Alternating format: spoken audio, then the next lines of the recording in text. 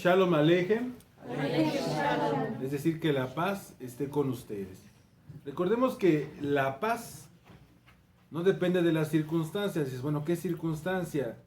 Es tu condición en tiempo, lugar, modo.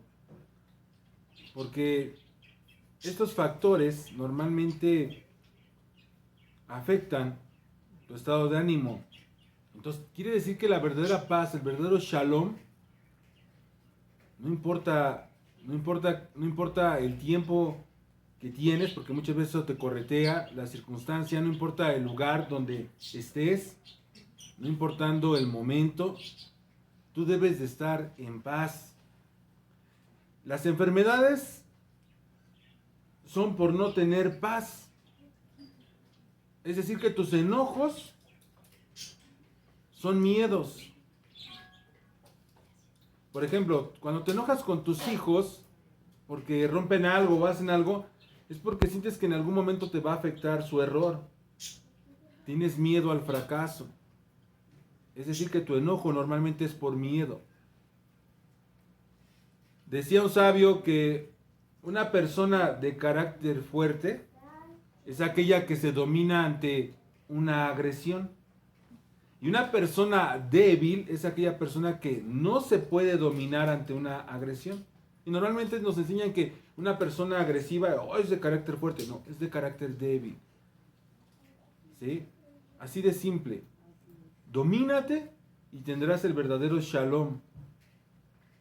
Hoy es el inicio de Sabbat y como acostumbramos, tenemos una cita con el Creador y buscamos su dirección, buscamos su instrucción. ¿Qué eso significa?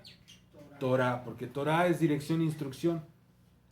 Tenemos una cita para que Él nos hable. Tenemos una cita para meditar en lo que está escrito, en lo que le dictó a sus siervos. ¿Para qué? Para que podamos tener una vida plena, una vida en paz, con el Creador principalmente, porque si nosotros infringimos su ley, automáticamente está en contra de nosotros. Así que vamos a los 613 preceptos, 613 mandamientos, y los estamos estudiando para ver si nos aplican en el día de hoy y cómo podemos aplicarlos en nuestras vidas. Así que, como lo tienen en pantalla, como lo tienen en su imagen, 613 mitzvot, que significan mandamientos.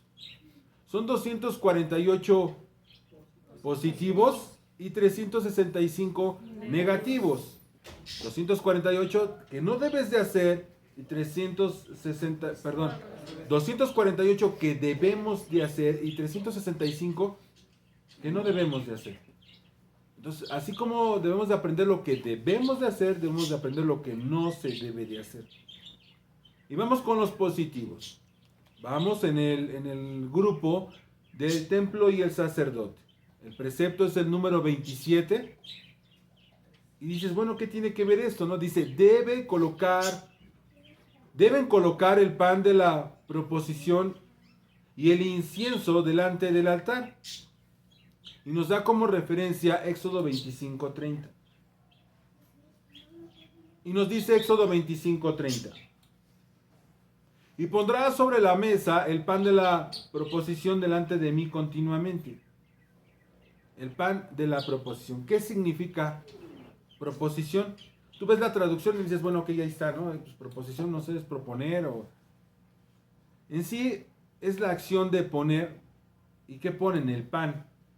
Y la palabra empleada del Strong es panim o orpanem, que significa presencia delante de él. Vamos como acostumbramos de la palabra del Strong, 6440, panim o orpane, es decir, delante, lo ponían delante del rostro, de la presencia o de la cara, ¿de quién? Él establece un tabernáculo donde es lo que representaría. Se pondré sobre la mesa el pan de la proposición delante de mí continuamente. Entonces dice, y pondrás sobre la mesa de su presencia, y pondrás frente a él. ¿Para qué? ¿Para qué este mandamiento? ¿Pan como si Dios necesitara? No. Refiere a estar presente. Pero vamos al texto completo, que tiene desde Éxodo 25, no desde el 30, sino desde el 23. Y fíjense bien lo que nos representa. La mesa del pan de la presencia, estar presente. Proposición, estar delante de él. Dices, bueno, ¿y el pan? ¿Acaso él necesita pan? No. Vamos a entender todo ese concepto. Fíjense bien. Dice el 23, harás asimismo una mesa de madera de acacia, su longitud será de 2 codos, su anchura de 1 codo y su altura de 1 codo y medio. Y la revestirás de oro puro y harás una moldura de oro a su alrededor. Le harás también alrededor de un borde de palmo menor de ancho y harás una moldura de oro alrededor del borde. Le harás 4 argollas de oro y pondrás argollas en las 4 esquinas que están sobre sus 4 patas. ¿Vamos entendiendo? Siguiente 27. Dices, bueno, están preparando la mesa. Cerca del borde estarán las argollas para meter las varas a fin de llevar la mesa. Y harás las varas de madera de acacia y las vestirás de oro y con ellas llevarás la mesa. Esto lo mandó a hacer ¿quién? El Eterno, Dios. Él lo manda a hacer. Hará también sus fuentes, sus vasijas, sus jarros, sus tazones con los cuales harán las libaciones de oro puro. Los harás libaciones, derramamiento de vino, derramamiento de agua. Es como lavarse. Dice, ahí está el precepto. Y pondrás sobre la mesa del pan la presencia perpetuamente delante de mí. Ese pan va a ir delante de mí, dice el Eterno. La expresión hebrea es pan del rostro. ¿De qué se trataba el pan del rostro? Se trata de 12 hogazas, es decir, jalás. La jalá. Estas se ponían en el tabernáculo por medio de 2 hileras de 6 sobre la mesa de oro en el lugar santo, donde se hallaban constantemente delante del Señor. Esas eran renovadas cada Sabbat. ¿Y quiénes se las comían después de que las retiraban? El sacerdote. Sí, pero ¿dónde dice que son 12? ¿Dónde dice que son cada Sabbat? Sí, porque normalmente nos dicen y todos lo creemos. Recuerden, es un día en que todo lo tenemos que preguntar y el por qué y dónde está. No se trata porque esta mesa la mandó a hacer. Si la mandó a hacer el Eterno, ¿y a ti quién te mandó a hacer imágenes? ¿Quién te mandó a crear templos? Es otro tema también que ya hemos dado. ¿Quién te mandó y qué longitud? Porque todo esto tiene bien el detalle de qué medida, cuántos codos, cuánto esto. ¿Y a ti quién te mandó a edificar altares? Se supone que el Mesías viene a reemplazar el templo. Y que ahora el templo y morada somos nosotros, no 4 paredes. Si aún en cada Sabbat se reunían en la sinagoga, sino en el templo no es para irse a reunir, es para ofrecer sacrificio, es para cuidarlo, es para todo este tipo de lo que se ofrecía. Y vamos a ver de qué se trata de estar viendo los preceptos, de ver cómo aplica hoy, cómo funciona hoy, cómo lo podemos hacer hoy, qué significa el pan. Así que vamos a ver este precepto, repito el precepto, debes colocar el pan de la proposición y el incienso delante del altar. Si se dan cuenta, también no nada más es el pan, sino también el incienso delante del altar. ¿Qué significan esas dos cosas? Todo lo que el Eterno nos dio es un propósito de lo que Él quiere de parte de nosotros hacia Él. ¿Qué simbolizaban? ¿Qué es lo que refiere? Dice así el versículo 5 de Levítico 24 del 5 al 9, vamos a darle lectura, dice así. Aquí está el juego, flor de harina, es el pan. Dice, si tomarás flor de harina y con ella cocerás 12 jalás. En cada torta habrá 2 décimas de efa. Y la colocarás en 2 hileras, 6 en cada hilera. Ahí está lo que les estoy diciendo. Sobre la mesa de oro puro delante del Señor, en su presencia. Y cada hilera pondrás incienso puro para que sea porción memorial del pan. ¿Porción qué? Memorial. Una ofrenda encendida para el Señor. Así es. El incienso es para que te recuerde. La palabra del Strong es ascaraj. Ascaraj. Ahora que están aprendiendo hebreo. Aleph. Zain. Bien. ¿Qué nos dice que refiere? Memoria, perfume, un recordatorio, un recuerdo. Es decir, un perfume que te trae a memoria. Cuando tú le sabes, ay, o te llega el aroma de mamá cuando cocina, luego, están haciendo, son milanesas.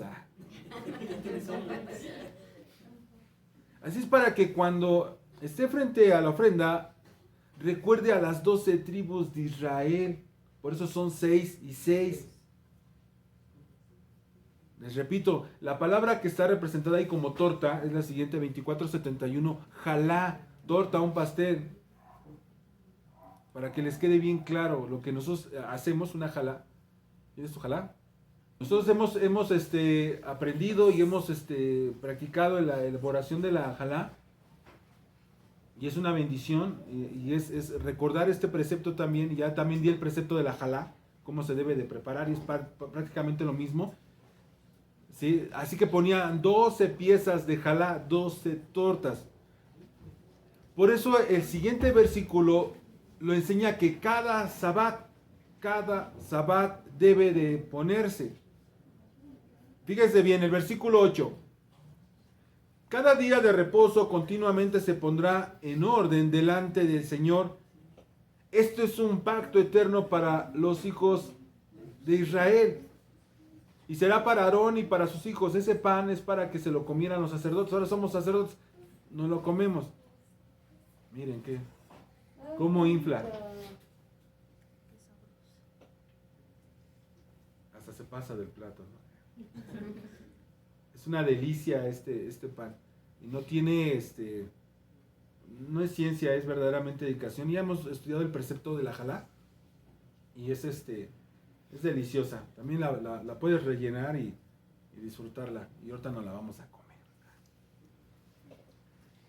Entonces dice, y lo comerán en un lugar santo. O sea, lo retiraban y lo comían en un lugar santo, porque lo tendrán como cosa muy sagrada de las ofrendas encendidas para el Señor por derecho perpetuo. Es una ofrenda donde lleva incienso y es encendida.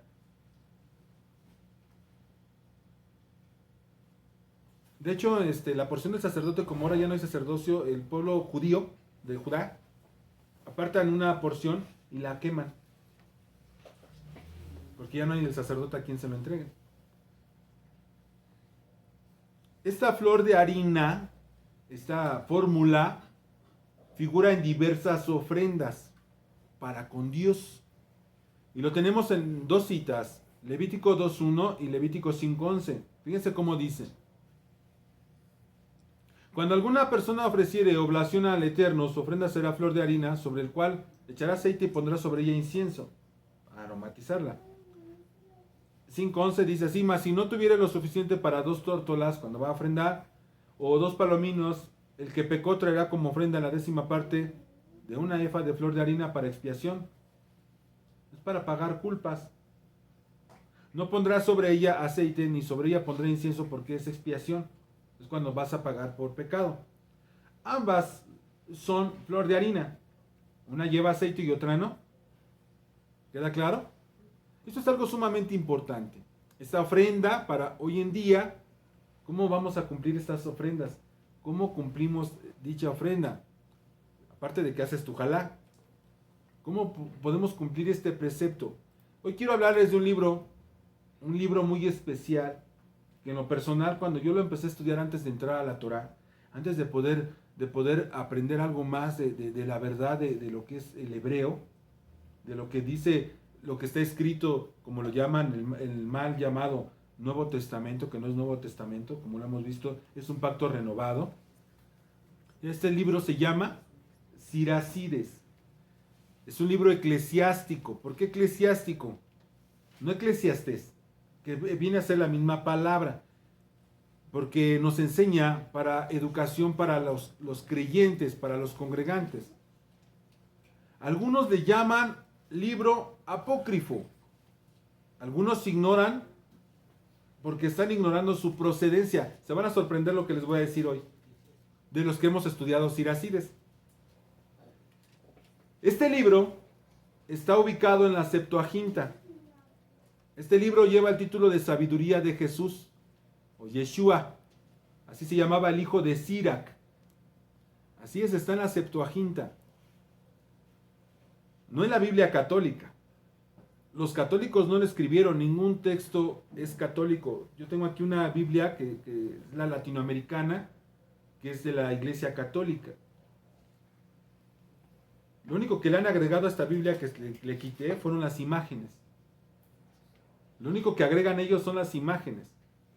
Porque aún la traducción, no todas fueron de ellos. Así que eso sí es catolicismo. Y su credo, y su liturgia, y que las confirmaciones, y bautizo a niños, y esas son cosas agregadas que ellos ponen por su religión. Eso es catolicismo. Así es que este libro lleva título, repito, de hijo de Sirac. Jesús, hijo de Sirac. De ahí que recibiera así su autor los viejos sobrenombres de Siracides o Siracida. 2 siglos antes de Cristo, el hijo de Sirac escribe este libro, que son tradiciones, buena atención, y enseñanzas de los sabios. Si tú tienes una Biblia latinoamericana, aquí tiene el prólogo y nos refiere todo lo que les voy a leer una parte. Esta es la más, esta Biblia latinoamericana, es la más apegada a los libros judíos. ¿Sí? Es la más apegada a la Septuaginta. Él era un hombre acomodado, de buena educación. Este sabio confiesa que los libros sagrados le enseñaron los secretos del éxito. Este libro presenta cómo la ley de Dios lleva a una vida personal y social más humana y más inteligente. Eso lo dice el prólogo. Más responsable. Este libro de Siracides fue escrito totalmente en hebreo y traducido después al griego por el nieto del autor. El prólogo del traductor que lo hizo en griego dice así, dice en esta Biblia: la ley, los profetas y los demás escritos que los han seguido nos han dado tantas excelentes enseñanzas que al parecer se debe felicitar a Israel por su doctrina y su sabiduría. Eso lo dice así. Así fue como mi abuelo Jesús me aplicó durante toda su vida el estudio de la ley de los profetas y de los demás libros de nuestros antepasados. Después de haber adquirido un gran dominio de ellos, se decidió también a escribir algo sobre esos temas de doctrina y de sabiduría, para que los amantes del saber pudiesen a su vez dedicarse a y llevar una vida mucho más conforme a la ley de Dios. El libro de Siracides es totalmente Torah. Más adelante dice: en el año 38 el rey Vergetes descubre un ejemplar de Siracides y le llama: esta es una elevada sabiduría. O sea, es increíble que dicen, es que solamente la Biblia católica tiene ese libro apócrifo. ¡Qué absurdo! ¿Te estás perdiendo de Torah? Lo peor del caso es que no lo estudian. De verdad, pocas veces lo mencionan. Ni saben que está ahí.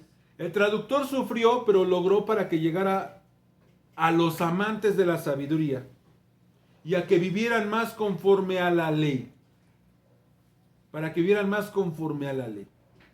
Así es, está totalmente basado a la ley. Como dato, quiero hacerles saber que este libro está incluido en la Septuaginta. ¿Por qué la Septuaginta?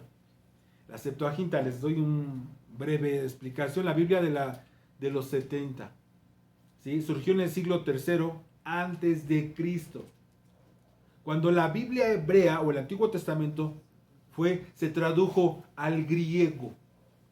El nombre Septuaginta deriva de la palabra latina tal cual, Septuaginta, que significa 70. La traducción griega de la Biblia hebrea se llama así porque según los informes fueron 70 o 72 eruditos totalmente judíos que participaron en el proceso de la traducción. Los eruditos trabajaron en Alejandría durante el reinado de Ptolomeo II Filadelfo, del 285 al 247 a.C. según la carta de Aristeas a su hermano Filócrates. Se reunieron para traducir el Antiguo Testamento hebreo al idioma griego, porque el griego koiné comenzó a suplantar al hebreo como el idioma más hablado por el pueblo judío durante el periodo helenístico. Se estaba quitando el hebreo. Y como estaba en hebreo, ¿cómo se los pasas? Aristeas determina que 72 eruditos participaron en la traducción de la Biblia del hebreo al griego, al calcular 6 ancianos para cada una de las 12 tribus de Israel. No solo 72 eruditos que trabajaban de forma independiente, no juntos, cada uno. Hicieron traducciones separadas en 70 días, sino que estas traducciones coincidieron en todos los detalles. Porque pasar del hebreo al griego se pierde mucho. Es lo que estoy haciendo ahorita, bajarles el hebreo y cada palabra lo que significa. Entonces ellos tienen que poner una y no puedes elegir todas. ¿Queda claro? Entonces se le pierde. Cada vez que haces una traducción pierdes, no ganas, pierdes. Pero no tendríamos nada. Y de alguna otra manera el poder escudriñar y buscar cómo está del hebreo a una traducción podemos comprender mayormente. Les hice por imágenes los libros que aparecen realmente en la Septuaginta. Son 53 libros. ¿Por qué no son 66 como la Biblia Reina Valera 1960? Porque tienes el Nuevo Testamento. Y estos tienen otros libros. Entonces ahora tú dime, la Biblia, dices, es que la católica tiene tantos y la otra tiene tantos y la buena es esta. Solamente fueron hombres que se dedicaron a recopilar y decir, esto sería lo que deberías de escuchar. Aún en la Septuaginta le faltan.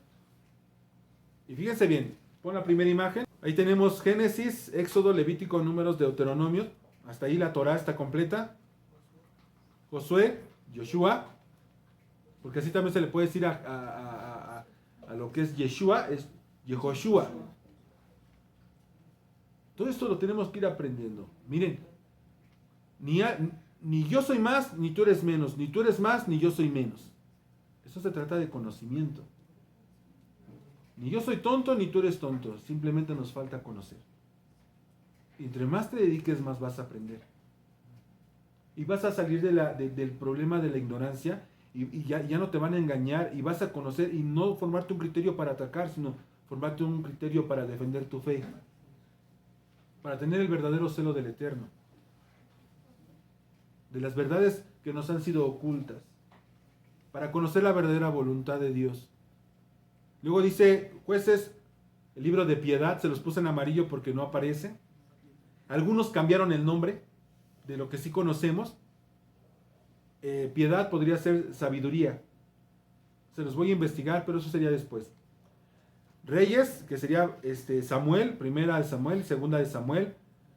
Reyes 3, Reyes 4. Crónicas, primera y segunda de Crónicas, es decir, Esdras, el segundo libro de Esdras. Nehemías. ¿A poco me van a decir que también son apócrifos? ¿Cómo va a ser apócrifo? Porque la Iglesia Católica establece unos, pero esto es antes de Cristo.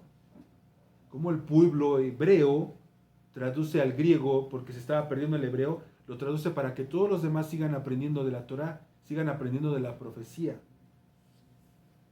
Nehemías, el Salmo de David, los Salmos de David, porque no todos son sus salmos. Oración de Manasés. Proverbios, siguiente imagen, ese sí lo tenemos. Eclesiastés, ese es lo que les digo, ese no es el de Siracides. Canción de Salomón, Trabajo, imagínense el de Trabajo, estaría padrísimo poderlo leer. Eso lo leían el pueblo hebreo. Sabiduría de Salomón, sabiduría del hijo eclesiástico Siracides, allí está. En la Septuaginta, antes de Cristo. Y esto no es de los católicos que lo sacaron y lo acomodaron, no. Se apegaron más a la Septuaginta. Esther, Judith, Morder, yo lo encontré como Morder y dije, ¿quién es Morder? Y lo estuve investigando y no, es Tobías, exactamente. Es apócrifo.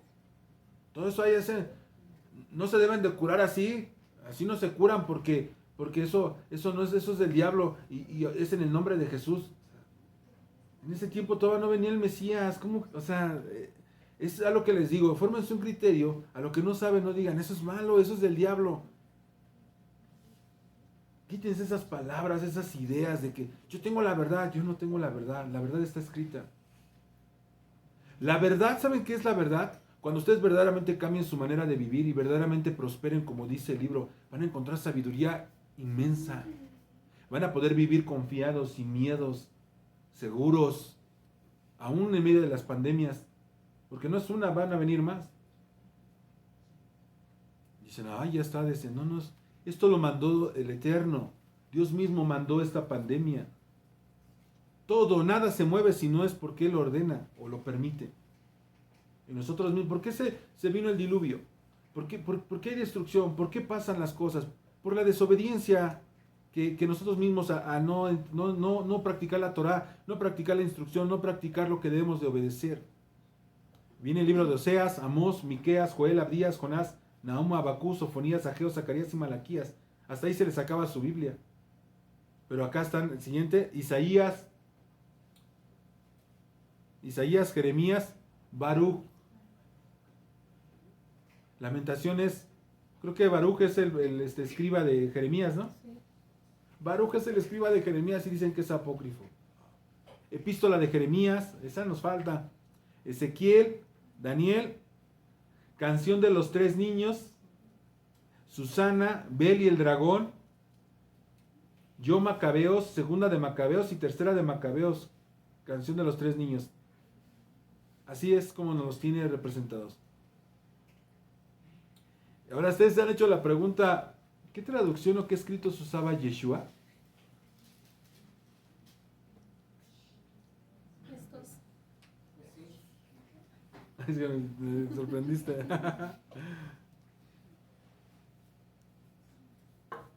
Repito, la Septuaginta fue la primera traducción de la Biblia hebrea y fue hecha en el siglo III antes de Cristo por escribas judíos que eran descendientes directos de los que forman la gran sinagoga de Jerusalén, de Esdras. Eran completos expertos en el texto, siendo muy versados en hebreo y en griego. Esta traducción se hizo muy popular entre los judíos en los 2 primeros siglos antes del Mesías, porque muchos judíos de entonces no entendían el hebreo. Por eso, no les han dicho, dice el Mesías, les decía así Yeshua, no les dijeron que fuera así. ¿Por qué les dijeron y qué acaso no sabían? ¿Que no leían? Era muy exclusivo. Muchos de los judíos en los días de Yeshua usaban la Septuaginta como su escritura. Recuerden que la palabra Biblia refiere a conjunto de libros. Por eso muchos se sorprendían cuando, por decirlo, me viene a la memoria de lo de Pablo, que se sorprendían cuando hablaba en hebreo, porque muchos no lo entendían y dijeron, tienen lengua nativa, ¿no? O sea, porque muchos decían, aunque eran judíos, como dices, pero ya no tenían el lenguaje. No, usaban mucho el griego. Okay. Por eso la palabra que ahorita vamos a ver un poquito, justo, o anomía, o anomos, todas esas palabras ellos las entendían muy bien a qué refiere. Por eso, aunque tenemos lo que se llama, bueno, lo que es todo el Nuevo Testamento en griego, la traducción sería lo más fiel, porque se apega mucho al hebreo, porque era lo que ellos acostumbraron. Así que naturalmente los primeros cristianos también usaron la Septuaginta en sus reuniones y para la lectura personal, y muchos de los apóstoles del Nuevo Testamento la citaron cuando escribieron los evangelios y las epístolas en griego. Lo más fascinante es que el orden de los libros de la Septuaginta es lo mismo orden parecido a nuestras Biblias, que a los pergaminos hebreos.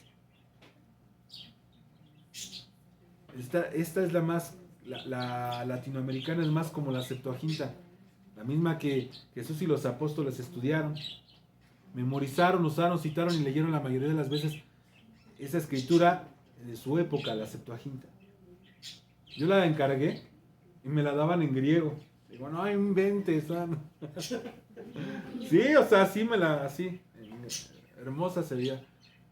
Una pasta preciosa. Dije, ay, sí. Luego la quiero traducida, o sea, que tenga algún comentario o algo que me ayude. Porque sí está muy difícil así. Mateo principalmente escribe así para convencer a los judíos de que Yeshua de Nazaret era en realidad el Mesías prometido. Para que lo entendieran, se deduce como algo natural que su evangelio está saturado de la escritura hebrea. Sin embargo, cuando Yeshua cita el Antiguo Testamento en Mateo, utiliza el texto hebreo solo el 10% de las veces, pero la traducción griega de las 70 es el 90% de las veces. Sorprendentemente, Yeshua y Pablo usaron la Septuaginta como su Biblia principal. Era como nuestras Biblias que cada uno tenemos en nuestras manos. Así que, del hebreo al griego. Pero se basa exactamente en las mismas palabras originales e inspiradas y se lee igual que la escritura que tenemos en nuestras manos hoy en día. Así que, después de este comercial de la Septuaginta, retomemos cómo Siracides nos enseña la ley, la aplicación de la ley. Y para muestra un botón. Fíjense bien que a su experiencia nos dice que respecto a la ofrenda de harina pura, que vimos la importancia en la ley para estar presentes delante de él. Así que nos enseña cómo lograr y cumplir este precepto, aparte de poder adquirir más conocimiento de cómo agradar a Dios.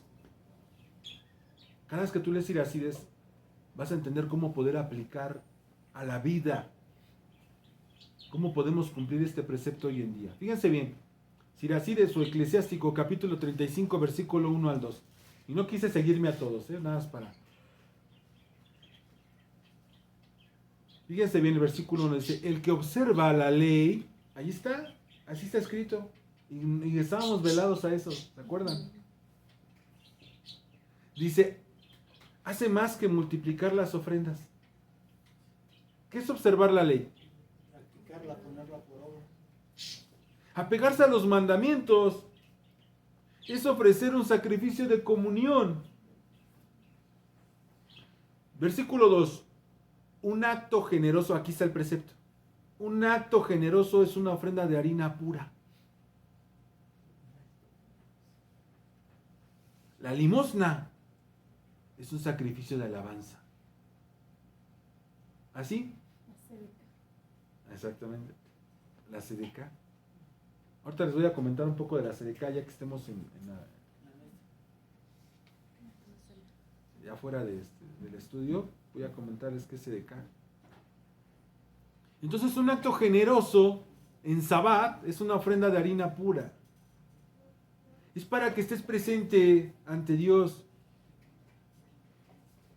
¿sí? Como su pueblo, como está escrito, este tipo de actos, ¿sí? Que este escritor, inspirado por la sabiduría que desprende de cada mandamiento, que viene de lo alto, es impresionante, que nos puede enseñar cómo cumplir este precepto. Y tenían el templo, decía, lo mismo que haces al llevar, lo mismo puedes hacer así.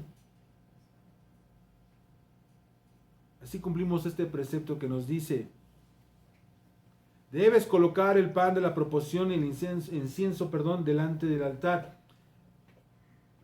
Es decir, ¿el Eterno necesita que le llevemos pan? No, te quiere presente delante de Él.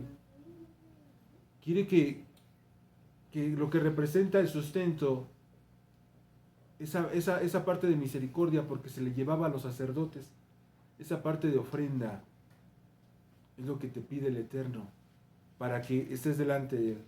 Oh, pero, ¿y el incienso? Ok, doy mi ofrenda. ¿Y el incienso? Si un acto generoso, ¿qué sería un acto generoso? No me lo digan, pero háganlo. Cumples así este precepto. Una parte del precepto representa una ofrenda generosa, es una ofrenda de harina pura. Y además, el perfume, ¿no sería algo como lo de Caín y Abel? Que a Abel le ponía incienso porque lo hacía gustoso. Y Caín cumplía su ofrenda, pero no le ponía el incienso. Lo hacía porque era una obligación, porque se lo pedían. también Siracides nos dice cómo podría ser. No te digo que no, puedes verlo de esa manera. Obediencia, así es. ¿Quién dijo obediencia? Debe ser mediante la actitud, mediante tu obediencia, perfumas tu ofrenda generosa. Así es, la obediencia. La rectitud es el perfume para que tú puedas perfumar tu ofrenda. Así que también nos lo enseña Siracides por medio de la historia de Josías. Josías sube al trono a los 8 años de edad debido al asesinato de su padre Amón, y él reinó durante 31 años. En la política interior fue importante su vuelco dado. Fomentó el judaísmo. Bueno, no el judaísmo, lo hebreo, la Torá. Y prohibió el resto de las prácticas de la idolatría. Destruyó los santuarios y objetos del culto a sus ídolos. Sí, práctica que realizó también en las franjas fronterizas del reino de Israel. Todo lo limpió. Pero vamos a ver cómo lo dice en Siracides 49. Dice, habla de los grandes de la escritura. Siracides de una manera sorprendente. Fíjese bien, el recuerdo de Josías es como un perfume ¿de qué? ¿Cuál es el recuerdo de Josías?